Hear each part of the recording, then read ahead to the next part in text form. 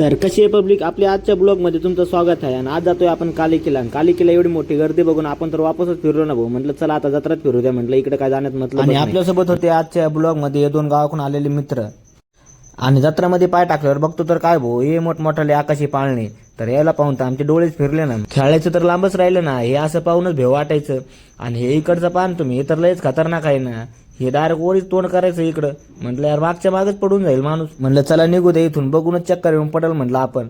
तर म्हटलं चला पुढं तरी जाऊन काय बघू दे, आपल्याला बघायसारखं आहे का. आणि थोडं समोर गेल्यावर हे दोघं जण म्हणते की आम्हाला याच्यामध्ये बसायचंय. म्हटलं भाऊ याच्यामध्ये बसणं का सोपं नाही, आपला घर चला जाएंगा इसमें. आणि हे असं पाहून तर म्हटलं हे काय प्रकार आहे भाऊ.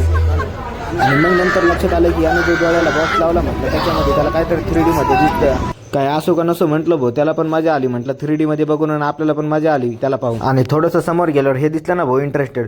अरे म्हटलं यार इथं लयच खतरनाक आहे ना. आणि मग कळालं की हे लहान लेकरासाठी. मग या दोघा जणाला म्हटलं दोघांमध्ये जे कोणी लवकर लग्न करायला आणि त्याला लेकरू होईल म्हटलं त्याला मी एक गिफ्ट घेऊन देईल म्हटलं.